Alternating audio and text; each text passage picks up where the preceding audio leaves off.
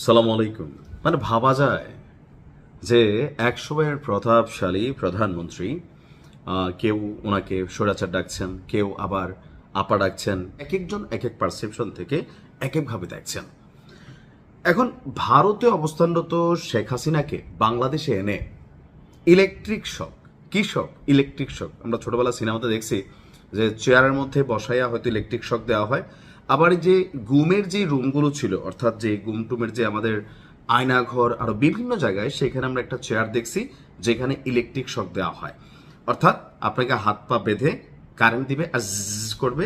তো অনেকের দেখছি চুল টুল পুড়া যায়, বা তার ব্রেইনে হয়তো ইলুশন বা হ্যালোসিনেশন টাইপের হয়, অর্থাৎ সর্বোচ্চ লেভেলে পানিশমেন্ট দেওয়া হবে। এখন এই কথা যখন সামনে আসছে, অনেকে এটার পক্ষে অবস্থান নিচ্ছেন, কেউ কেউ বলছেন যে সামনে আসলে কি আসলেই ইলেকট্রিক শক দেওয়ার সাহস কেউ করবে। দর্শক, এই মুহূর্তে শেখ হাসিনাকে বাংলাদেশে ফিরিয়ে এনে আপনার ইলেকট্রিক শক দেওয়ার দাবি করেছেন সংরক্ষিত মহিলা আসলের একজন সংসদ সদস্য। গতকালকে ত্রয়োদশ জাতীয় সংসদ অধিবেশনে এই কথা বলেছেন সংসদ সদস্য রেহানা আক্তার রানু। তিনি বলেন, কিছুদিন আগে একটা আয়নাঘর দেখলাম, সে আয়নাঘরের একটা ইলেকট্রিক চেয়ার দেখলাম, যে চেয়ারে বিরোধী দলের নেতাদের ইলেকট্রিক শক দেওয়া হতো।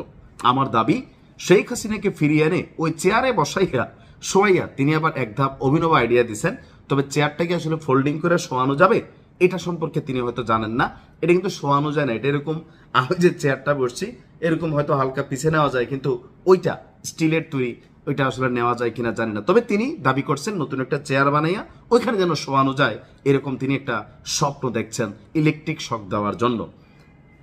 বড় কঠিন সাহস এই মহিলার, যিনি বলছেন তিনি বলছেন যে শেখ হাসিনাকে ওই চেয়ারে বসাইয়া শোয়াইয়া ইলেকট্রিক শক দিতে হবে মাননীয় স্পিকার। এছাড়া বিরোধী দলের আরেকটি বিপ্লব এবং আন্দোলনের জন্য জনগণের যে আহ্বান, অর্থাৎ জামাত ইসলাম, তারা বলছে আরেকটা বিপ্লব হবে, আন্দোলন হবে এই দেশে। কেউ বলছেন যে এটা সাপলুডু খেলা চলছে, কেউ বলছে না ভাই ঘটতেই পারে, কেউ বলছে যে আসলে এটা কি সম্ভব, নাকি ধরেন মাঠ গরম রাখার জন্য এমন ধরনের মন্তব্য বা বক্তব্য দেওয়া হচ্ছে। তো এই মুহূর্তে সম্ভবত আগামী 2-1 দিনের মধ্যে আওয়ামী লীগের যে প্রতিষ্ঠাবার্ষিকী, সেই প্রতিষ্ঠাবার্ষিকী উপলক্ষে আওয়ামী লীগ তাদের অফিসিয়াল ফেসবুক পেজে নানান ধরনের প্রচারণা কর্মীদেরকে উজ্জীবিত করার চেষ্টা করলেও সরকার বিরল পদক্ষেপ নিয়েছেন। অর্থাৎ আওয়ামী লীগের নেতা কর্মীদেরকে যে কোনো ধরনের আপনার অ্যাক্টিভিটিস থেকে বিরত রাখার জন্য সেনা বাহিনী 6টি জেলায় মোতায়েন করার সিদ্ধান্ত হয়েছে। এর পাশাপাশি বিজেপি, পুলিশ বা সরকারের যে গোয়েন্দা সংস্থাগুলো আছে তারা কিন্তু ভূমিকা রাখছে। এর মাঝখানে বাংলাদেশের অনেক জায়গায় যারা আওয়ামী লীগের নেতাকর্মী আছেন তাদেরকে গ্রেপ্তার করা হচ্ছে, বিশেষ করে যারা ফেসবুকে আপনার এই যে প্রতিষ্ঠা বার্ষিকী, সেই বার্ষিকীকে নিয়ে আপনার বিভিন্ন ধরনের স্ট্যাটাস দিচ্ছেন, মন্তব্য দিচ্ছেন। কেউ কেউ বলছেন যে এই দেশে আর আওয়ামী লীগ রাখা যাবে না। অর্থাৎ আওয়ামী লীগ জামাতের সাথে যেটা করছে, বিএনপির সাথে কিন্তু এটা করে নাই। তবে বিএনপি এখন মনে করছে আগামী দিনে আওয়ামী লীগকে আর রাজনীতি করতে দেওয়া যাবে না।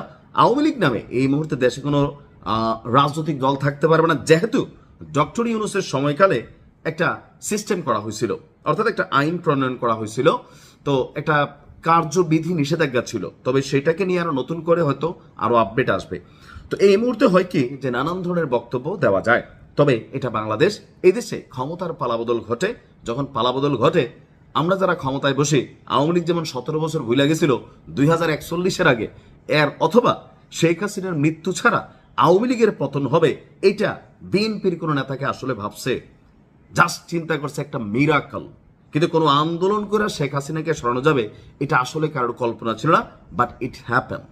এটা হয়েই গেছে। তো এই দেশে হয়ে যায়। আর যখন রাজনৈতিক ক্ষমতার পালা পরিবর্তন ঘটে, তখন অনেক বক্তব্যই কাল হয়ে দাঁড়ায়। ক্ষমতা চিরস্থায়ী না। বাংলাদেশে আইন আছে, আইনের মাধ্যমে দেখা যাক আসলে শেখ হাসিনাকে ফিরিয়ে আনতে পারে কিনা, বা ওনাকে এই ইলেকট্রিক চেয়ারে নেওয়ার মতন সুযোগ হয় কিনা, সময় বলে দিবে। ভালো থাকুন। আসসালামু আলাইকুম।